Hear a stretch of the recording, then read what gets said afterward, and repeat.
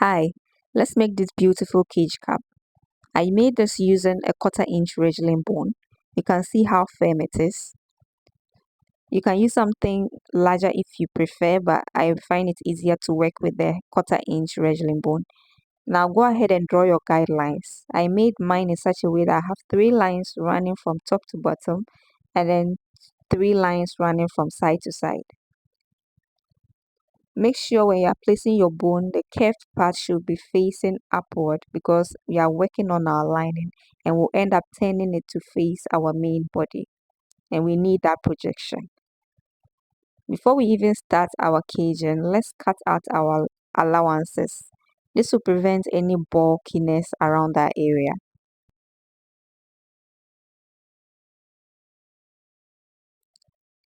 I'll just go ahead and finish any incomplete line. Now to begin, make sure the edge of your bone is exactly on the edge of your canvas or any interfacing you used. Make sure it ends exactly. So just put the edge of the bone on top of the edge of your interfacing, not the fabric, not the allowance, on the interfacing. So slowly, you don't have to rush this, so slowly, as slow as you can or you need to.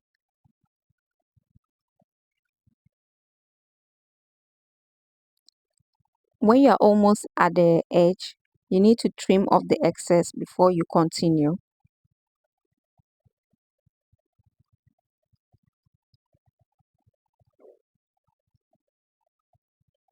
When you're done, turn it the other way around and then sew the other edge of the bone. Always remember that when you sew one edge, you have to sew the other edge. It's very simple, but this very easy to forget. I'm speaking from experience. You see how rounded it is? This is what you want. It's not making it flat, it's just following the shape. Now you can decide where you want to start with the vertical lines or the horizontal lines, but I am going to be mixing them. I'll start one vertical and then take one horizontal. I'm aiming for that basket weave effect. So sew from the top edge all the way down to the bottom edge.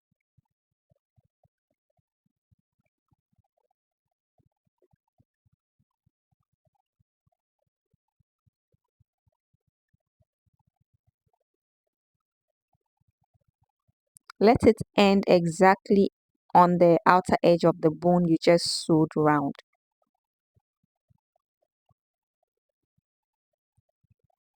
Now trim it off. When you are trimming off, be sure to trim it in such a way that it's following the curve. See, now I'm taking the horizontal line at the bottom. So yeah, this time you are sewing it side to side.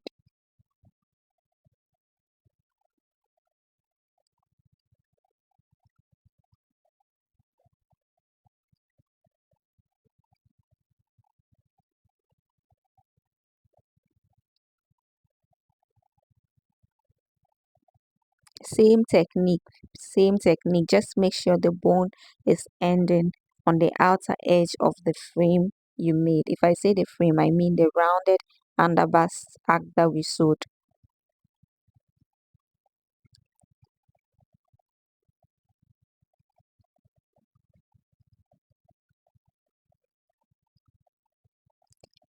So one vertical, one horizontal. I'll do this till I get to the end or to the top edge. So I'll just be speeding this up a little bit.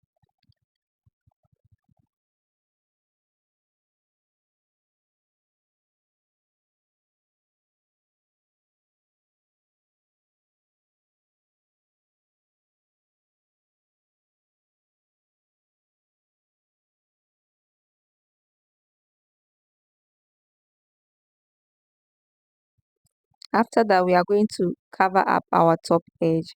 Now the center front bone, we are going to sew it from there all the way to the side bone.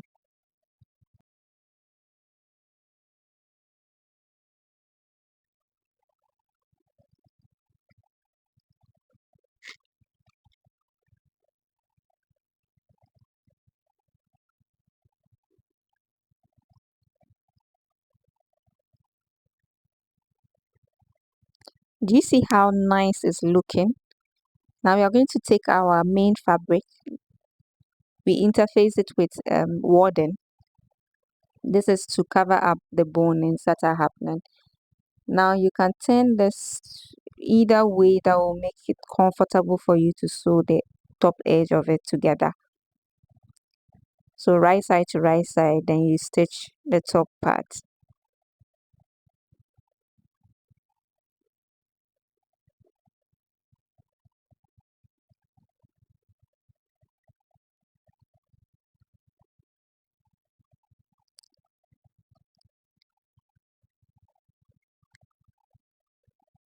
After stitching, we are going to sweep our allowances towards the boning part.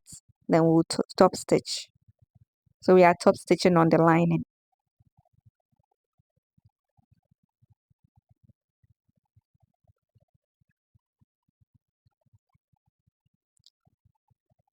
After this, you can press your cap towards the boning part or towards the lining to make it easier for you to stitch both fabrics together.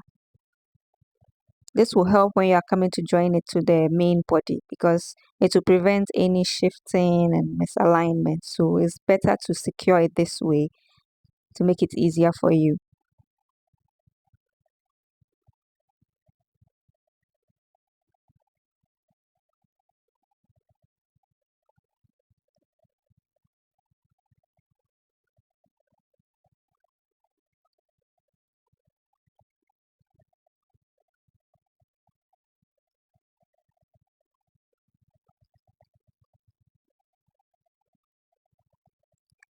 And that's it.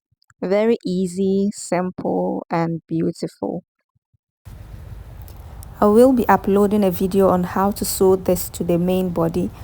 And please, if you like this video, press the subscribe button, press the like button. Thank you for watching. Bye.